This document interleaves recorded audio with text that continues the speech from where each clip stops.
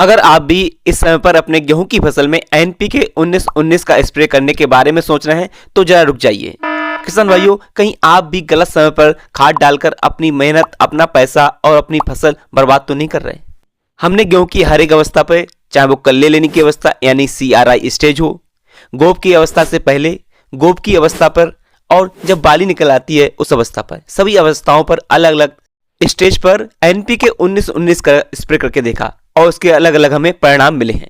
उन सभी परिणामों को इस वीडियो में हम साझा करेंगे।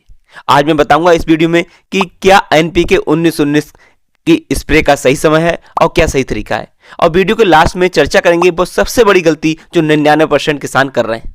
तो इस वीडियो को पूरा देखिए। किसान भाइयों, एनपीके 19-19 कोई खराब खाद नहीं है, लेकिन इसका पूरा फायदा हमें तभी मिलेगा जब इसका हम सही समय पर प्रयोग करें।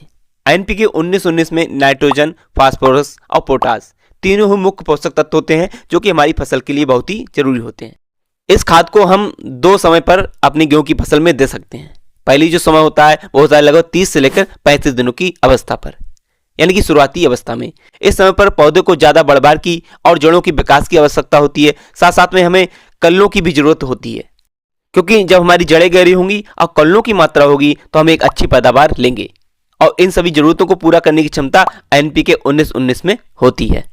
एक अन्य स्टेज जिस पर हम इस एनपीके 19-19 का प्रयोग करके एक बेहतरीन पैदावार ले सकते हैं वो है साथियों गोब की अवस्था के आने से पहले। यहाँ पर इसकी आवश्यकता इसलिए होती है कि आपने पहले जब एनपीके 19-19 का प्रयोग किया था तो आपने कल्लों की मात्रा अच्छी ले ली, आपकी जड़ें भी गहराई में पहुंच गई। लेकिन क्या होता है साथियों, आप देखते हैं कि कुछ कल्ले अपनी लंबाई में छोटे रह जाते हैं। जो पहले कल्ले निकले थे वो तो लंबाई में बढ़िया हो गए, लेकिन जो कल्ले छोटे रह गए उन पर बाद में आप कर देखेंगे बालियां भी छोटी आएंगी। तो उन कल्लों को एक समान विस्तार देने के लिए, जिससे वो बड़े वाले कल्ले हैं उनके बराबर हो जाए, हमारी जब बालियां आए तो एक समान से बढ़िया बालियां आए, तो वहां पर इसका प्रयोग होता है। तो अगर आप गावे की अवस्था या गोब की अवस्था से पहले इसका प्रयोग करेंगे तो वो कल्ले एक समान हो जाएंगे और उन पर बालियां फिर एक समान आएंगी और आपकी पैदावार में जबरदस्त बढ़ोतरी होगी। तो इन दो स्टेज पर आप एनपीके 19-19 का प्रयोग कर सकते हैं, एक शुरुआती अवस्था में लगभग 30 से 35 दिन पर और एक गावे की अवस्था से पहले। अब किसान साथियों सावधान, दो अवस्थाओं की बात करूंगा जिन पर आपको भूल कर भी एनपीके 19-19 का प्रयोग नहीं करना। अगर इन दो स्टेज पर आपने इसका प्रयोग किया तो आपका पैसा भी गया, आपकी मेहनत भी गई, आपकी फसल भी गई।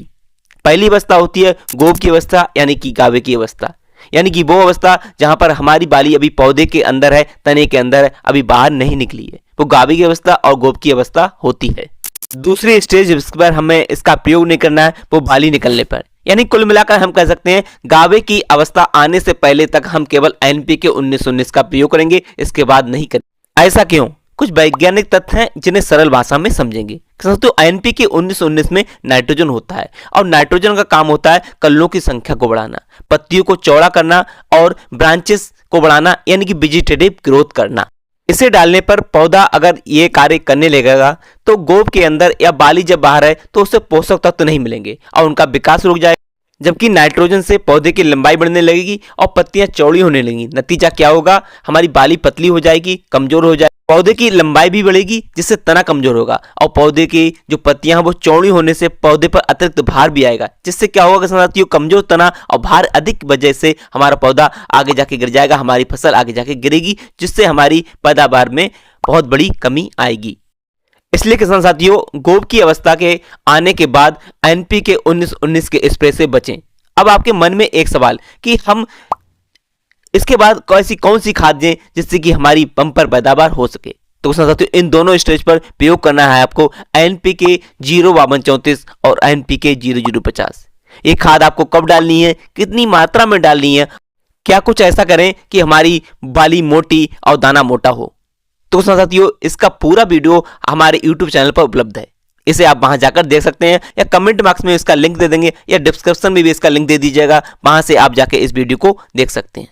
साथियों अब आपके लिए एक जरूरी काम, हमें कमेंट में जरूर बताएं कि अब तक आपने अपनी फसल में कौन सी खाद डाली है और आपकी फसल कितने दिन की हो चुकी है। खेती बाड़ी से जुड़ी ऐसी जानकारी के लिए आप हमारे YouTube चैनल किसान गाइड को जरूर सब्सक्राइब कीजिए। इस वीडियो को अपने किसान भाइयों के साथ शेयर कीजिए। देर ना करें, नीचे कमेंट बॉक्स में जाकर उस लिंक पर क्लिक करके उस वीडियो को जरूर देखें जिसमें एक अच्छी खाद के बारे में बताया गया है, या इस वीडियो के लास्ट में जो आ रहा है यहाँ पर क्लिक करके उस वीडियो को आप देख सकते हैं।